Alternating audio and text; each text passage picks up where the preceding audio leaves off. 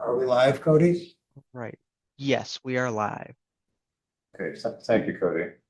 We're now resuming our open session meeting based on a motion and vote to reconvene and close the closed session.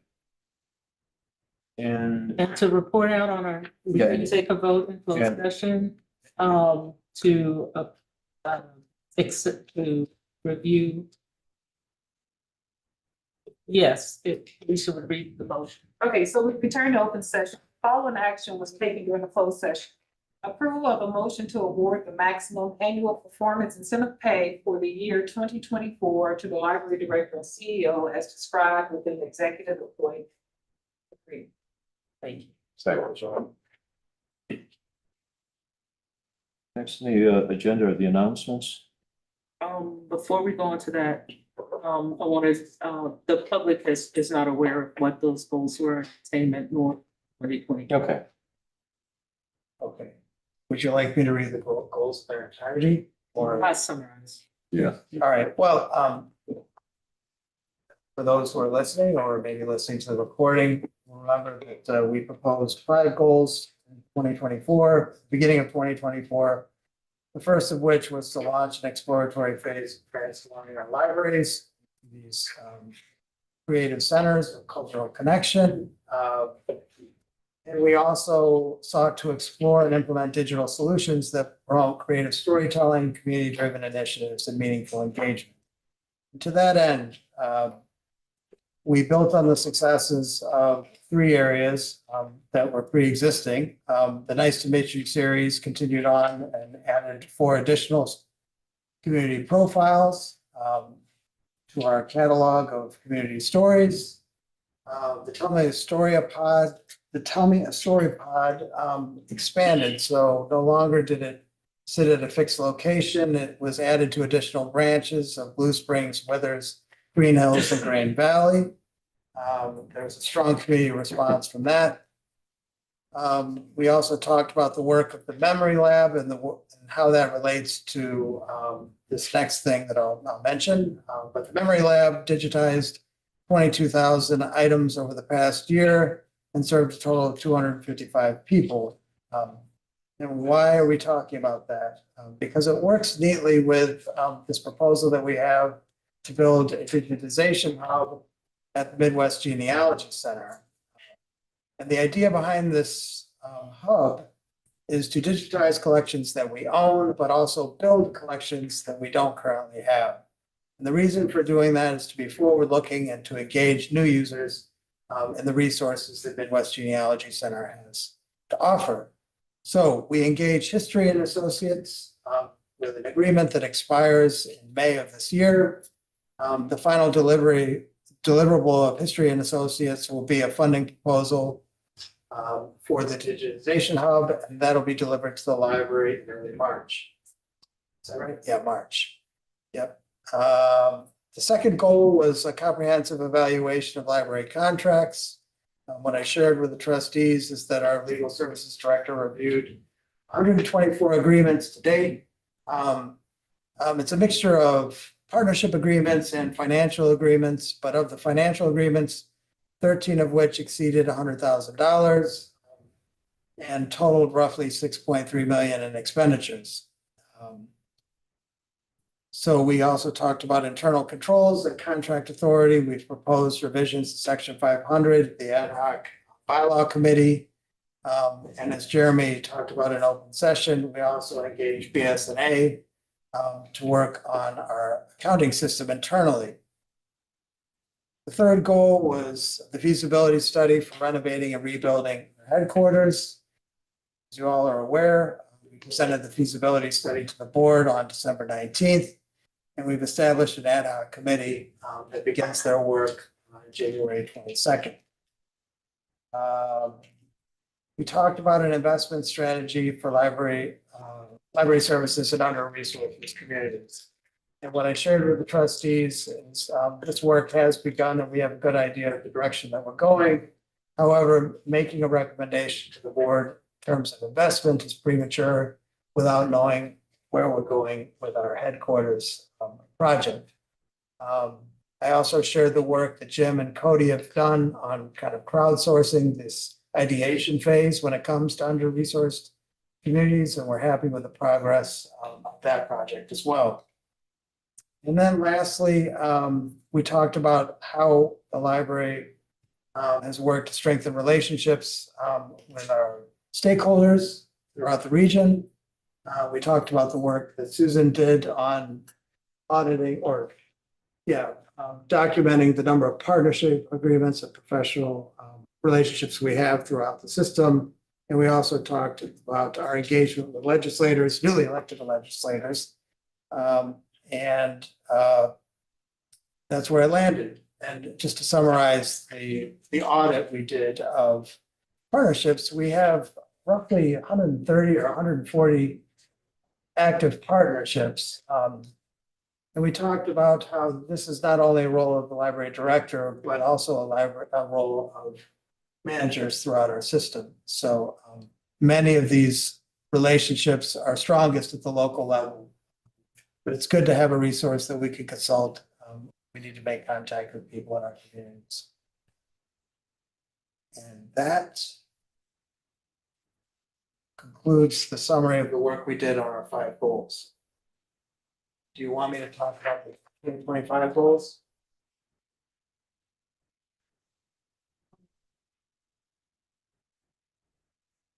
Do you want to take the time to do that tonight, or do you just want to put it on the agenda once everybody's had a chance to look at it? Well, we can do that. Yeah, we could do that next time. Sure, no one will hate me for shortening the meeting, so, yeah. Okay.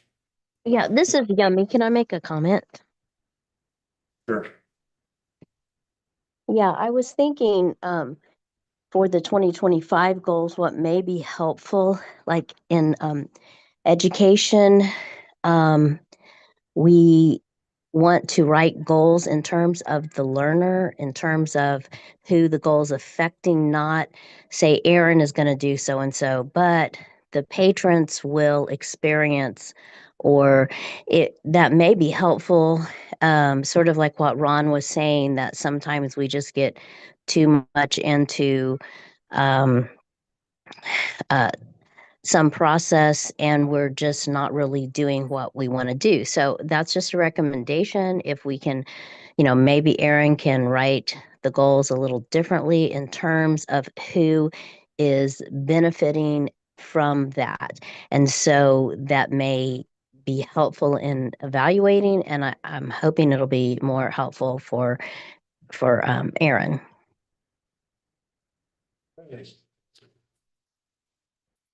Thank you, Yami. Any other questions, comments? So now to trustees' comments. I have something. Yeah. This is sharing time. My wife was cleaning out a drawer of mine today in one of our rooms, and she found this bookmark. Mid-Continent Public Library, Dr. Victor Gregg Library Champion Award, July 2017. And I'm the recipient. Does anyone remember 2017? I do. I did. Yeah. Good. I Mhm. didn't know I had this. So that's all. Just sharing time. Any other? Anything serious? You want me to do the announcements? Sure. Before you is a list of notable dates in the coming months. February 4th is an important one for us. It's where we all travel down to or across to Jefferson City for Library Advocacy Day. As always, there's an open invitation to anyone on the board who wants to join us. We'd be happy to bring you along. And then on the 17th is President's Day, and all of our library locations will be closed. The rest of the dates are regularly occurring board meetings. So that includes the announcements. Okay, trustees' comments. Do you have one Slide.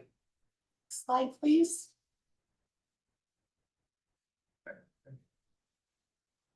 So I had the opportunity to meet Catherine. And I was at the Liberty Uppercut meat butchery, and they were having a grand opening. And when I went into the there, they had different bakers from around the area. And I introduced myself, and they were passing out samples, and I was like, "Oh, this is so nice to meet you." And I asked her where she was located, and she told me that she works out of the Green Hills branch, and she works out of one of our kitchens, and that's where she staffs does her baking. And so I just wanted to tell you that it was really cool. And I was like, yeah, I work on the library, and I'm like, can I take some pictures of you and talk about what a success it was to have somebody who's out in the community and who started their business using one of our library facilities. So to add to that, the lunches from today are also from one of our users at the Culinary Center, and she is gourmetish, Casey. So that's where those lunches, today's lunches are from. Were those treats? The treats were from her, right?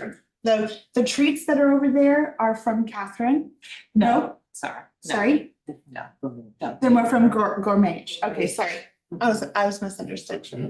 But we will get treats from Catherine. You will get some. We'll have treats from Catherine. Right. And for those of you who may missed it, Catherine and Xander were featured on Fox 4 this morning. This morning, yeah, very exciting. Or today or this afternoon. Yeah. Anyway, there's a little more context in board docs, but she's been, I think, involved with the library since 2022. And Catherine, and is it roughly 13 or so other how many businesses work? 12, right. 12 businesses work out of our incubator kitchen. So we're very happy. Service that they're providing. I was able to attend the reopening of the Culinary Center, very well attended. Lots of energy from the community about having it back open, and just a lot of interest in the programming. Yep, and if you haven't seen the improvements we made to the kitchen, by all means, stop by. So Yeah. they should be Really good. I haven't toured it for a long time. I should do that. It's really amazing. Can I go to the next comment that I would just like to make? I had the opportunity to attend the MCC scholarship luncheon on Friday at Union Station, representing the library. Several of us got to go. And it was such a unique thing. I was so proud of our library to be part of that, and just wanted to say how much I appreciated being able to go. I know, Marcy, you may have some other comments that you wanted to say about it. Yeah, I think it was a perfect event for us to attend and be supportive of, because we're dovetailing in with education, and we get to see the results of where these students get to go, and they benefit from these scholarships that take them to new heights and open doors for them. So it's wonderful to be a part of that. And somebody got us the coveted pole position. We were like we had front row seats. It was was that you, Teresa? No. Oh.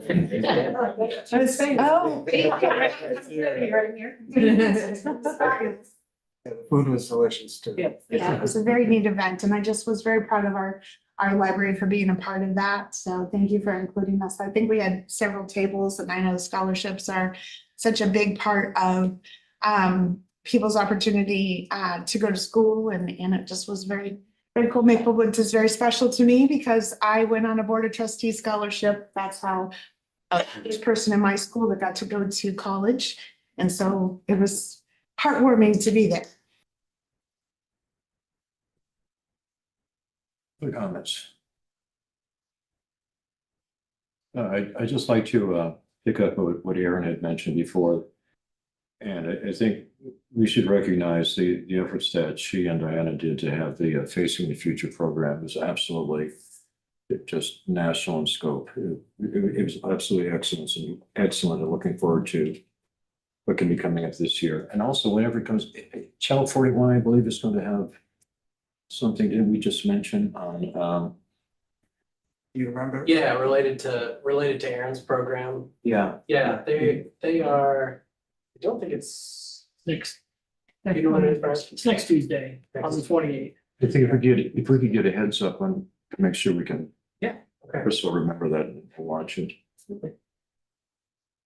And another event which happened during the Christmas holidays was at the Antioch branch. An absolutely amazing program that, again, Diana's, she and her posse put together. And that was the development of art and works of art done by people who were in, aged people who were in positions where they would probably not have that type of interaction and stimulus to delve into these areas. And that was absolutely just a fantastic program. And I think also we're talking about different very noteworthy events like this. I think at the bottom it is still the fact that what Jim mentioned, 10 million items were checked out last year. And that just, I think, just reinforces the foundation of the incredible services that our employees in the library system provide. Any other comments? So I move that we adjourn. Is there a second? Second. Second. And it's unanimous. You know,